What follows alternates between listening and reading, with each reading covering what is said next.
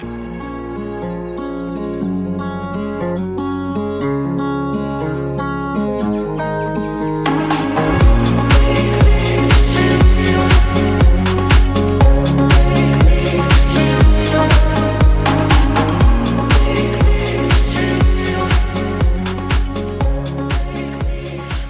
and welcome to our Teaching for Success School Engagement podcast series. I'm your host, Rosa Kemirembe. Ever walked into a classroom and wondered if every single child in there feels seen, heard, and valued? Not just the ones who find it easy to learn, but every single one? That's the heart of our discussion today. We're diving into a landmark moment for Ugandan education.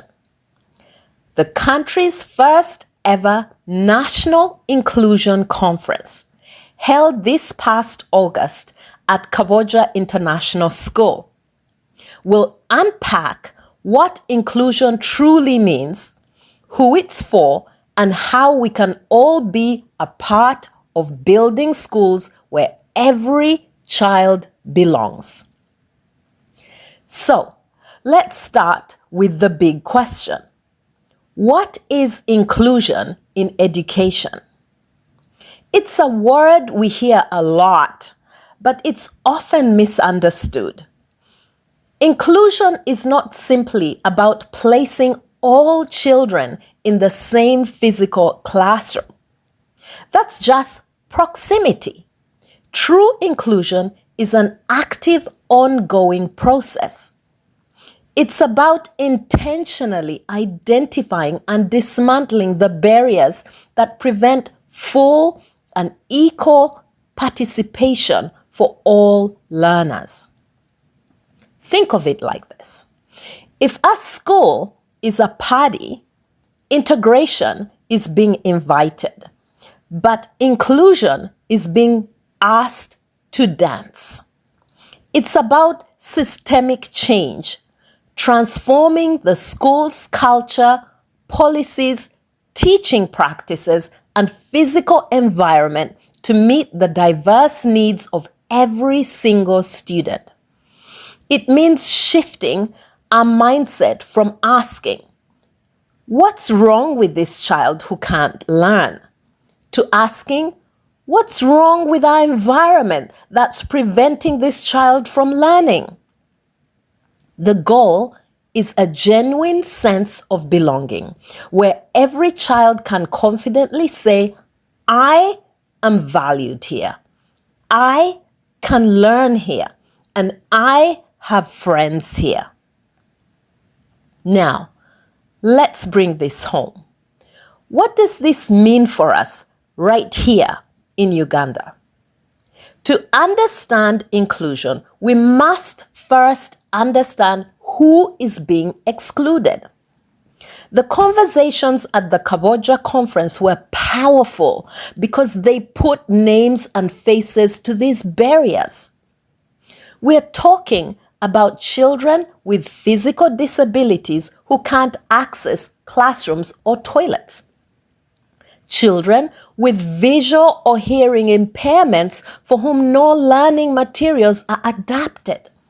We're talking about the brilliant, gifted learner who is bored and disengaged because the curriculum isn't challenging them enough.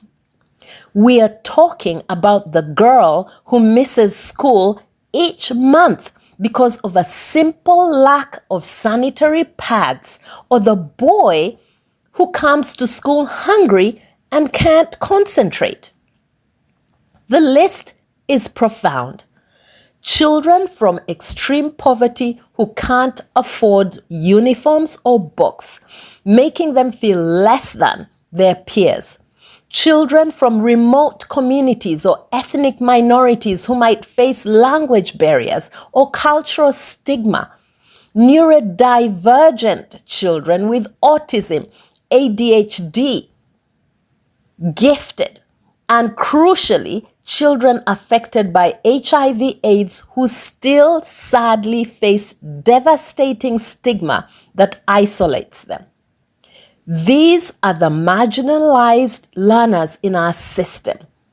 Inclusion is about intentionally reaching each and every one of them. Knowing who we need to include leads us to the most critical part. How? How do we move from theory to practice in a meaningful way? How do we ensure children don't just sit in a class but actually feel a sense of belonging and are able to learn? First, it starts with teacher training and support. Our teachers are heroes, but they cannot be expected to do this alone. We need to equip them with practical skills in differentiated instruction, which is just a fancy term for teaching the same concept in several different ways. They need training on adaptive assessment, allowing students to show what they know in different ways, maybe through a song, a drawing, or an oral exam, not just a written test. Second, we embrace the concept of universal design for learning. This means designing our lessons from the very beginning to be accessible to the widest range of learners possible. Instead of retrofitting a lesson for one student, we build it with options for engagement, representation, and expression for everyone. It's like building a ramp alongside the staircase. It helps the person in a wheelchair, but also the parent with a baby stroller and the delivery person with a dolly or a cart. Thirdly, we foster peer support and community. We teach all children the values of empathy, kindness, and helping one another. Buddy systems and cooperative learning aren't just nice ideas. They're powerful tools for social and academic growth. And we must bring parents and the community into this process as partners, not as problems. Finally, it's about resources, but not always expensive ones. It can be as simple as a large print book for a child with low vision, a visual schedule for a child who struggles with transitions, or a quiet corner in the classroom for a child who feels overwhelmed.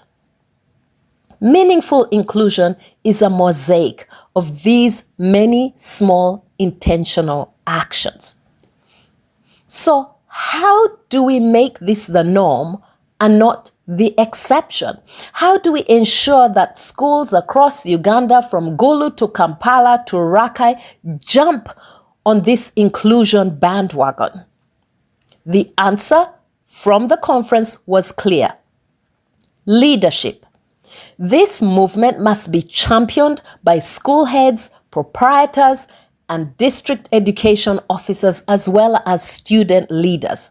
They set the tone. When leadership believes in inclusion, the whole school follows.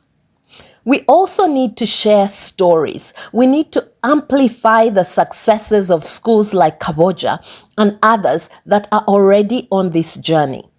When other schools see that it is possible, that test scores often improve for all students in inclusive settings, and that school culture becomes warmer and more positive, they will be inspired to begin their own journey. And we cannot ignore advocacy. We must collectively advocate for policies at the national level that support inclusion, policies that provide funding for training for teachers, for resources, and for support staff. We must work together to make inclusive education not just an ideal, but a funded, non-negotiable priority for our nation's future. The first ever inclusion conference wasn't just a meeting. It was a declaration that Uganda is ready to build an education system where no child is left on the margins, where every child, regardless of their ability, background, or circumstance, is given the opportunity to learn, participate, and shine. Inclusion isn't a charity project. It's a smart investment in a stronger, more empathetic, and more prosperous future for all of us. This is Rosa Kemirembe, signing off for the Teaching for Success podcast. Remember, we don't just need schools with open doors. We need schools with open hearts and open circles. Thank you for listening.